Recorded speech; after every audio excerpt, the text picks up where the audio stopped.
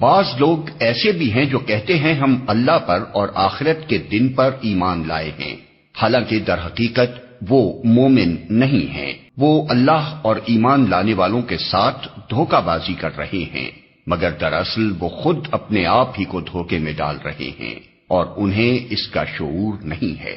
ان کے دلوں میں ایک بیماری ہے جسے اللہ نے اور زیادہ بڑھا دیا ہے، اور جو جھوٹ وہ بولتے ہیں اس کی پاداش میں ان کے لیے دردناک سزا ہے۔ جب کبھی ان سے کہا گیا کہ زمین میں فساد برپا نہ کرو تو انہوں نے یہی کہا کہ ہم تو اصلاح کرنے والے ہیں۔ خبردار، حقیقت میں یہی لوگ مفسد ہیں، مگر انہیں شعور نہیں ہے۔ اور جب ان سے کہا گیا کہ جس طرح دوسرے لوگ ایمان لائے ہیں اسی طرح تم بھی ایمان لاؤ، تو انہوں نے یہی جواب دیا، کیا ہم بے وقوفوں کی طرح ایمان لائیں؟ خبردار، حقیقت میں تو یہ خود بے وقوف ہیں، مگر یہ جانتے نہیں ہیں۔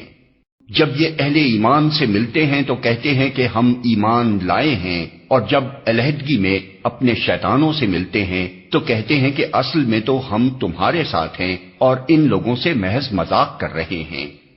اللہ ان سے مذاق کر رہا ہے، وہ ان کی رسی دراز کیے جاتا ہے اور یہ اپنی سرکشی میں اندھوں کی طرح بھٹکتے چلے جاتے ہیں۔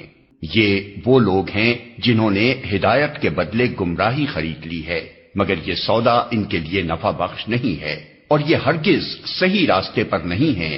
ان کی مثال ایسے ہے جیسے ایک شخص نے آگ روشن کی اور جب اس نے سارے ماحول کو روشن کر دیا تو اللہ نے ان کا نور بصارت سلب کر لیا اور انہیں اس حال پر چھوڑ دیا کہ تاریکیوں میں انہیں کچھ نظر نہیں آتا۔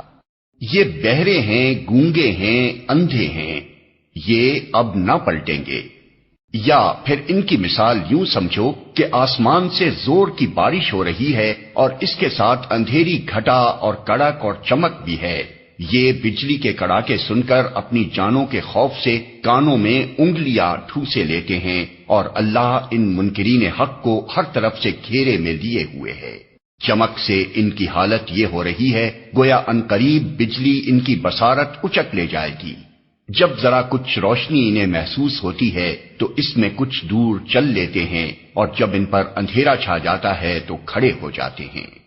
اللہ چاہتا تو ان کی سماعت اور بصارت بالکل ہی سلب کر لیتا، یقیناً وہ ہر چیز پر قادر ہے۔